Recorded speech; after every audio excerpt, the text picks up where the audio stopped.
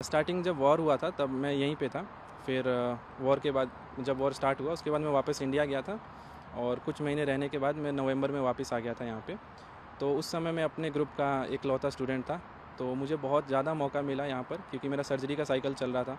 तो मैं महीने भर तक हॉस्पिटल के अंदर ही रहता था। दिन में 4 सर्जरी, 5 सर्जरी, 6 सर्जरी में मैं असिस्ट करता था अपने टीचर्स को और डे नाइट वहीं पे रहता था। और कौन लोग आते थे? मोस्टली जो वुंडेड होते थे ओडिशा रीजन के या फिर अदर रीजन्स के, क्योंकि यहाँ पे स्पेशलिटी डिपार्टमेंट है कीव में स्पेशली। तो मोस्टली वुंडेड सोल्जर्स आते थे।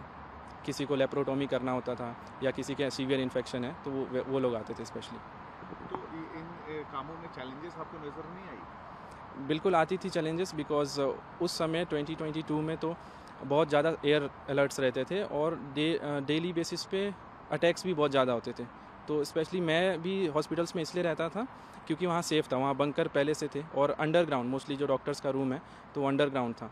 तो इसीलिए मैं वहाँ पे रहता था और रहता था चैलेंजेस, जैसे फूड का शॉर्टेज भी था तब और साथ ही साथ डेली बेसिस पे जो अटैक्स हो रहे हैं। तो आप मान लीजिए कि अगर अटैक हो रहा है तो वो आपके पूरे दिल और सब कुछ को हिला देगा एक साथ ही।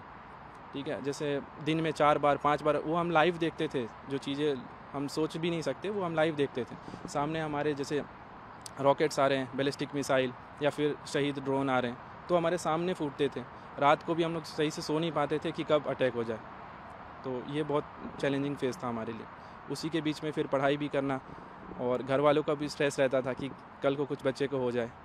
यूक्रेन में लगभग मुझे 6 साल हो गए हैं। मेरी स्टडीज़ कंप्लीट हो गई हैं।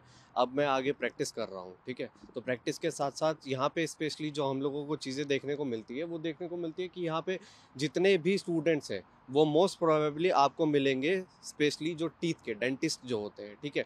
इसी वजह से जो नॉर्मल जो सर्जन है या फिर जो नॉर्मल मेडिसिन स्टूडेंट्स हैं उनकी यहाँ पे बहुत कमी है और उस कमी को दूर करने के लिए यहाँ पे और डॉक्टर्स की ज़रूरत हो सकती है।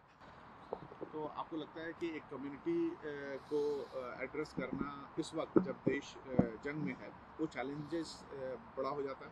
बिल्कुल, बड़ा हो जाता है। देखिए सबसे मेन चीज़ ये है कि ये लोग इन चीज़ों को काफ़ी टाइम से फेस करते हुए आ रहे हैं, ठीक है? जैसे यहाँ पे वॉर 2014 में पहले हुआ, अब 2022 में दोबारा स्टार्ट हुआ, ठीक है? तो यहाँ पे स्पेशली जो चीज़ें देखने को मिलती है, वो यही है कि ये लोग इन लोगों की लाइफ़ बहुत चैलेंजिंग है और उस चैलेंजिंग लाइफ़ को भी ये एक मतलब नॉर्मल वे में उसको जीना चाहते हैं। बट इन लोगों को फिर भी मतलब गवर्नमेंट की साइड से या फिर जैसे भी देखा जाए कि मतलब गवर्नमेंट सपोर्ट करना चाहती है, बहुत सारी चीज़ों में सपोर्ट करना चाहती है, लेकिन फिर भी लाइफ बहुत चैलेंजिंग है इन लोगों की। आप किस तरीके से हेल्प कर रहे हैं यहाँ पे? हम लोग जैसे ज़्यादातर कोशिश करते हैं, जैसे स्पेशली पहले तो मैं आपको बता दूं कि जैसे इंडियन स्पेशली 2022 से पहले पहले यहाँ पे 18,000 स्टूडेंट्स थे। तो हम इनको इकोनॉमी भी सपोर्ट करते हैं इस कंट्री को काफ़ी स्पेस।